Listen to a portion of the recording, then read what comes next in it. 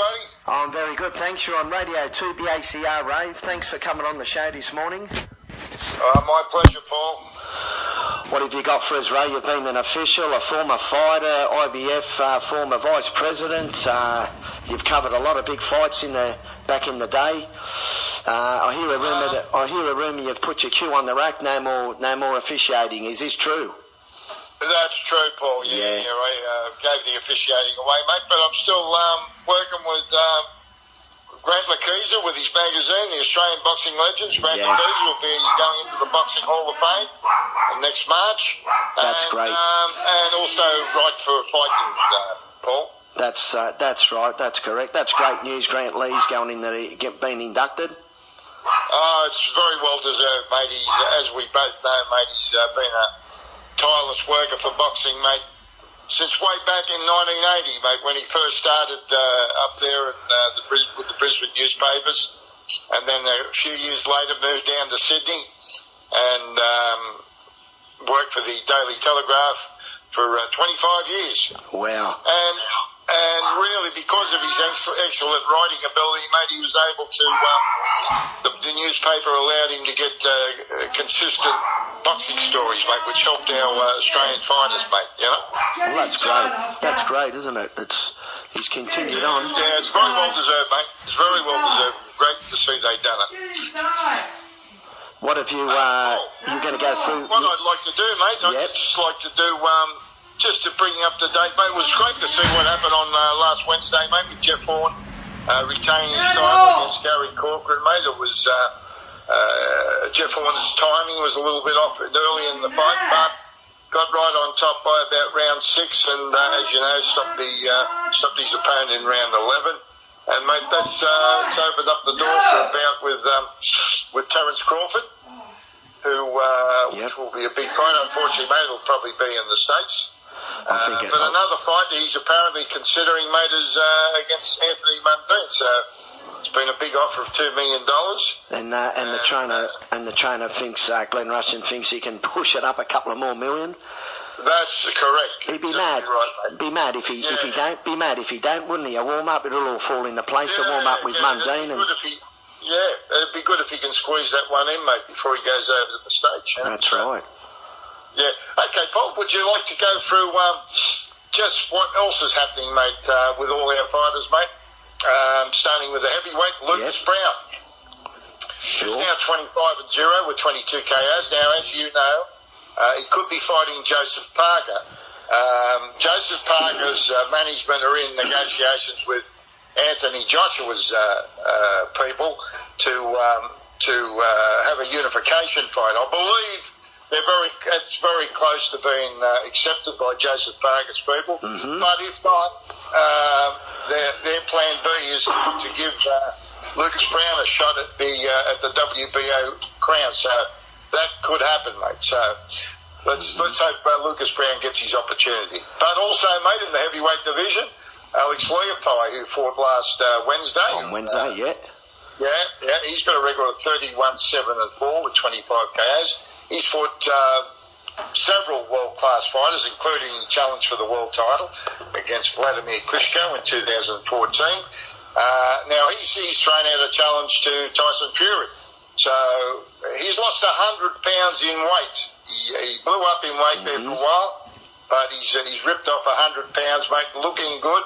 He's got that natural power, Paul, which gives him a chance to against any of the fighters in the world, mate, as you know. Mm-hmm. Punches are always a chance. Now, another heavyweight from Australia, mate, that we've got to keep our eye on is Dempsey McCain, who's promoted by our friend Angelo Di Carlo up there in Queensland. Yeah, he just won Dempsey McCain was very, very special, mate. Only 11 pro fights, 5 KOs.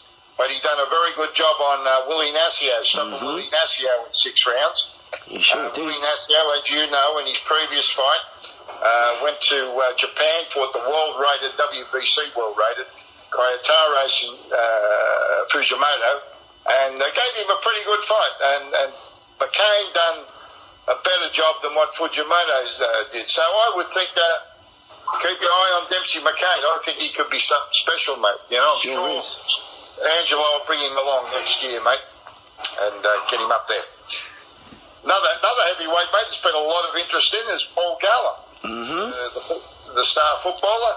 Paul Gallen's now 8-0 with 4 KOs. Now, he'll be appearing at Star City on January the 17th. Fought a few weeks ago, mate, won a 6-round points decision over Puna Risabuli. It's a good fight, too.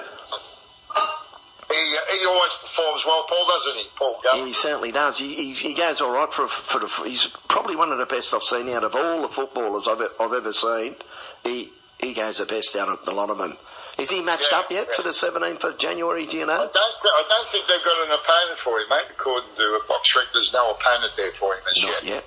Mm-hmm. But in the cruiserweight scene, mate, we've got no well-rated fighters in the cruiserweight scene, but we did a former well-rated fighter is Mark Flanagan, who in July this year went over there and fought for the WBA title. He went to Japan, to Russia, and fought the WBA champ Dennis Lebedev. He did too. And pushed him to 12 rounds, gave him a good fight, and but lost the points decision. Now, Angelo De Carlo's also got Mark Flanagan, and he fought just recently, mate. Scored a 4-round knockout over Pablo Magrini, and that fight was up there in Townsville. Now, another one I think we should keep our eye on in the cruiserweight ranks is Jay Opetay. Jay Opetay has been a world amateur junior champion, also represented at the London Olympics. He's now 13-0 with 10 KOs. Now, in his last fight, mate, he fought Virgil Hill's fighter, Frankie Lopez from the USA, and stopped him in 1 round, mate. So keep your eye on Jay Opetay. He looks very special, mate. He's a good he also amateur. beat Daniel Arman, as you know, Paul. He did too, great amateur fighter now. Has turned to the pro ranks and looking good. Yeah. Mate, in the light heavyweight ranks, we've got Damien Hooper, who's rated with the WBO. He's rated number 14th with the WBO. Now, on the Pacquiao-Horn card, he scored a great victory, mate. He beat the unbeaten. He beat who was unbeaten at the time, Umar Salamov of Russia, and scored a close points decision, mate. But Damien Hooper showed, mate, he's got the goods, mate. With a few more fights under his belt, he could be challenging for a world title. Certainly has. So he's rated with the WBO. Now, let's talk about Anthony Mundine. Anthony Mundine, as you know, is lined up to fight Tommy Brown on January the 17th at Star City. Tommy Brown has done a lot of rounds in the gym with Anthony Mundine, which I know this for a fact. That was a few years ago. So he knows Anthony Mundine pretty well. Tommy Brown was a regular sparring partner of Daniel Gill. I used to watch him in action against the sparring sessions with Daniel Gill. Now, he's a tough customer, Tommy Brown. He's been around the block, and he's fought them all, mate. He's coming off a good win, mate, over in China, wasn't it? I think it was in China, mate. He beat a former world champ, beat him on points. Guy had a 94-4 record. So he scored a win over there. Also, mate, we've got Blake Caparello. Blake Caparello, as we know, a few years ago, mate, went to the USA and dropped the great Sergey Kovalev. He did in a too. title fight before being stopped himself. But at the moment, Blake Caparello is now WBC number 8, WBA 13, and WBO 13. So Blake Caparello is keeping active, and let's hope he gets another opportunity, mate. Another fighter in the light heavyweight ranks, we got Trent Broadhurst. Yep. Recently went overseas, mate, challenged for the WBA crown unsuccessfully. So, but I'm sure that Trent Broadhurst can resurrect his career, mate. Got called cold, didn't he, Ray, first round? Just got caught early in the fight, mate. So, but another Australian, mate, has spent 4 years overseas, light heavyweight. Steve Lovett had 10 fights overseas from 2013 to 2017 and won 8 of those fights. Now he's back in Australia, Steve Lovett, and fought last week in Canberra and scored a good decision over Steve Moxon. And Steve Moxon is the only fighter to beat Rowan Murdoch earlier in his career. So yeah, Steve disappeared for a while, didn't he? Then he showed. Yeah, so that was a good effort by Steve Lovett, and let's hope he just keeps coming along, mate. Now, one of the best prospects in Australia is Bilal Akaway, who you promote very regular, mate. You promoted him just last week. He sure is. Jerry Nasco, which he stopped in 2 rounds, mate. Now, you've got him in a very important fight. He's fighting the former world champ, Giovanni Di Corrales, on February 24th, Paul. So can you tell me a little bit, just give us an update about that? Yeah, it's on 110%. Both contracts are signed and received, and the fight's going ahead. It's going to be on the 24th of February, Saturday night at Club Punch Bowl, which isn't too far from the studios here, really. But it's going to be that's going to be a great fight. So it will be. Fans to get along to that. But they've been wanting to step it up, the Akaways, for quite a few fights back now. Unfortunately, like all promoters know, tried to get a Russian for, I can't remember his name, and tried to get this other South American, but the visas, couldn't get the visas done in time, so we ended up getting a Brazilian, Roger Damasco. But this time he's really stepping it up. He's a former WBC champion, Giovanni. Former Italian champion, and was a bit hard at first, but finally everything's agreed to with the negotiations, and the fight's going ahead. Geez, Ray, they wanted about bloody 10 flights over here, mate, so we had to put a stop to that. They're good asses, Paul, but they probably have got plenty of money, Paul. No, they got the wrong bloke, but got the wrong information. But no, be a great fight. You know, with Bilal Akaway, he's managed by Al Akaway, and Al Akaway does a great job with him. And Al told me himself some time ago, he said, we've reached out to some well-known fighters, Brian Vera was a well-rated fighter, also Peter Manfredo, he said, we made them good offers and they both rejected it. So they did too. Bilal Akaway, Nader Hamdan told me after Bilal Akaway scored a good win up at your club at Punch Bowl, he said, Bilal's the hardest puncher I've ever been in the ring with. Now, that's a big rap. It is. Coming from Nader Hamdan, who's been in with all of them, mate. You know, so that's keep your eye on Bilal Akaway. Hopefully, mate, he's going to be a future world champ from Australia. I predict probably in the next 18 months, Ray, that kid will win a world title. Months, that's what I predict. Young too, mate, isn't he? So he's got it all in front of him, mate.